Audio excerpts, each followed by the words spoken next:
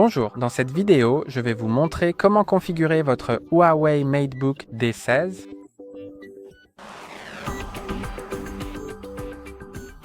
Voici donc l'ordinateur portable et la première chose à faire est évidemment de l'allumer. Pour l'allumer, il suffit d'appuyer sur le bouton d'alimentation qui se trouve ici. S'il ne s'allume pas, assurez-vous qu'il est bien chargé. S'il n'est pas chargé, vous pouvez simplement branchez le chargeur sur le port USB-C et il commencera à se charger. Et maintenant, nous pouvons commencer la configuration. La première chose à faire est donc de sélectionner le pays ou la région. Parfois, on vous demandera aussi de choisir la langue, mais cela dépend de la version. Donc parfois oui, parfois non. Je vais donc d'abord sélectionner mon pays, puis cliquer sur oui. Maintenant, il va vous demander la disposition du clavier, donc je vais faire défiler la liste pour trouver la mienne.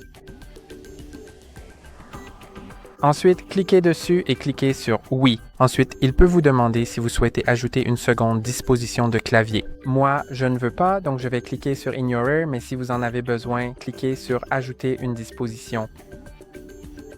Et maintenant, il faut se connecter au réseau. Malheureusement, sous Windows 11, il est obligatoire de se connecter à votre Wi-Fi. Ou vous pouvez aussi vous connecter à un réseau filaire si vous avez un adaptateur. Parce que cet ordinateur portable n'a pas de port Ethernet, donc si vous avez l'adaptateur, vous pouvez vous connecter en filaire. Mais je vais me connecter sans fil à ce réseau, donc je vais simplement cliquer sur « Se connecter » puis entrer son mot de passe.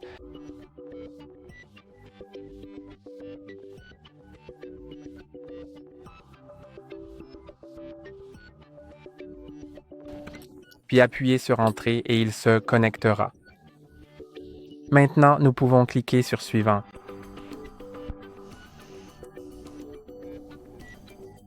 Ensuite, il va vérifier les mises à jour et parfois, il commence même à installer ces mises à jour, donc cela peut parfois prendre jusqu'à une demi-heure pour tout installer.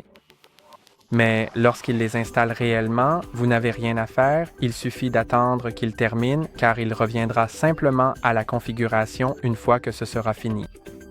Donc vous n'avez pas à vous soucier de cliquer sur quoi que ce soit.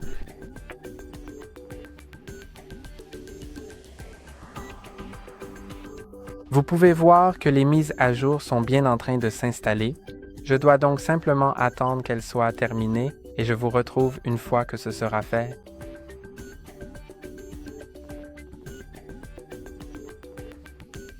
Ensuite, il me demande d'accepter le contrat de licence, donc je vais simplement l'accepter. Vous pouvez aussi le lire avant d'accepter.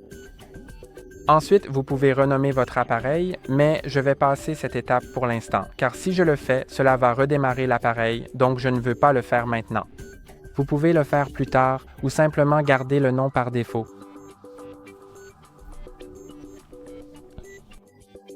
Ensuite, vous devez cliquer sur « Se connecter » et en fait, vous ne pouvez pas passer cette étape. Donc, vous devez ajouter le compte Microsoft. C'est obligatoire.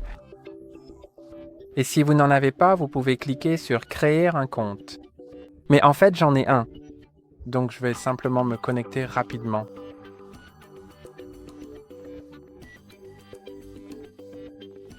Ensuite, cliquons sur « Suivant » et saisissons le mot de passe.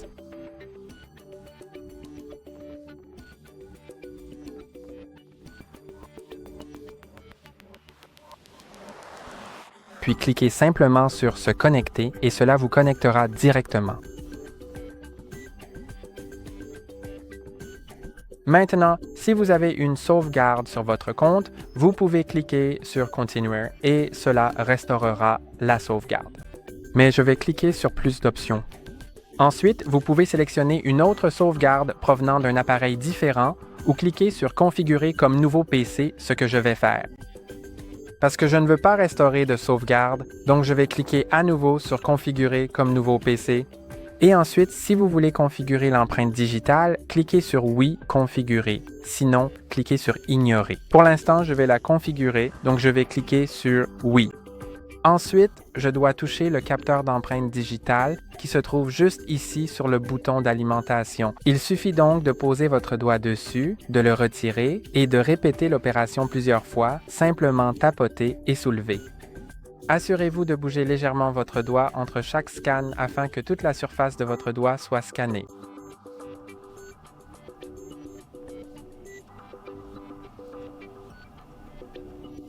Et maintenant, c'est bon, donc cliquons sur Suivant. Puis, je dois configurer un code PIN, alors cliquons sur Créer un code PIN. Maintenant, je vais le saisir. Vous pouvez également sélectionner l'option pour inclure des lettres et des symboles, donc pas seulement des chiffres, mais aussi des lettres et des symboles. Mais je vais seulement utiliser des chiffres, donc je vais simplement les taper. Ensuite, dans un autre champ, il suffit de le confirmer et vous devez vous souvenir de votre code PIN car il est difficile de le récupérer si vous l'oubliez. Donc, gardez bien cela en tête et cliquez sur OK.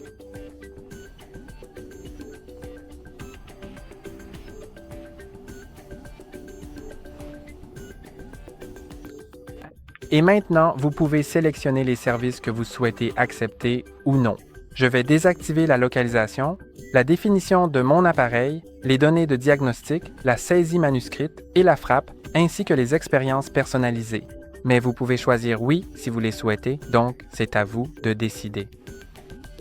Ensuite, cliquez simplement sur Accepter et maintenant, il vous demande si vous souhaitez personnaliser votre expérience en sélectionnant ce que vous faites sur votre appareil. Je vais passer cette étape, mais vous pouvez la sélectionner si vous le souhaitez. Ensuite, si vous souhaitez connecter votre téléphone à votre PC pour Android, il suffit de scanner le code QR et vous pourrez vous connecter ou pour iPhone, passer cette étape, puis vous pourrez le configurer plus tard dans les paramètres. Donc, je vais passer cette étape.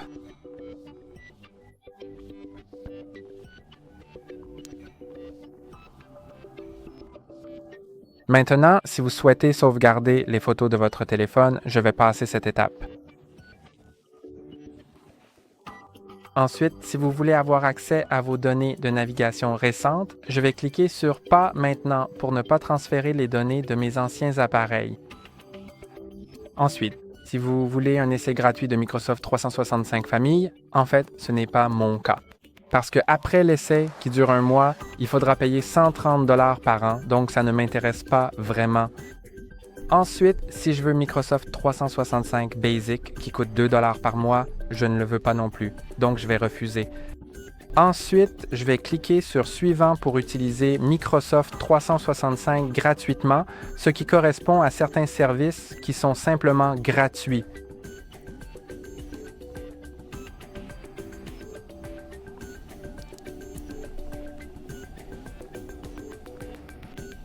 Ensuite, il vérifie à nouveau les mises à jour de Windows, malheureusement, mais j'espère qu'il n'y en aura plus, mais il faut juste attendre pour le savoir.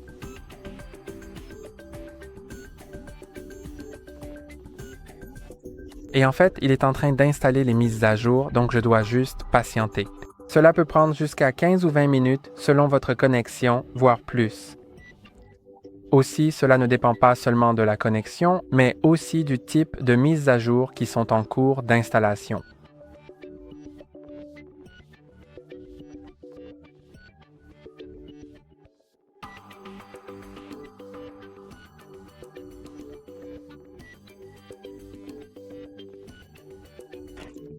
En fait, je vois qu'il y a un bouton qui permet d'arrêter la mise à jour et d'aller sur le bureau. C'est donc ce que je vais faire car je pense que la mise à jour a pris plus de 35 minutes. Je n'ai donc pas vraiment envie de l'installer maintenant. Je l'installerai plus tard en arrière-plan. Je vais donc simplement cliquer sur « Arrêter la mise à jour » et aller sur le bureau. C'est dommage d'avoir dû attendre une demi-heure et que ce bouton n'ait pas été affiché plus tôt, mais au moins je peux le faire maintenant.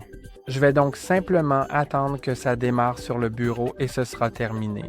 Je vous retrouve dans un instant une fois que l'on sera vraiment sur le bureau.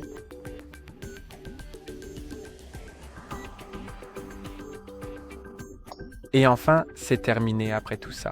Je pense que cette vidéo a duré 1 heure à cause des mises à jour, mais je peux le déverrouiller avec mon empreinte digitale.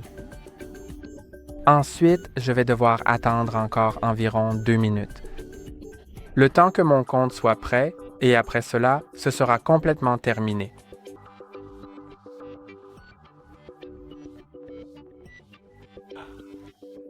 Et j'y suis.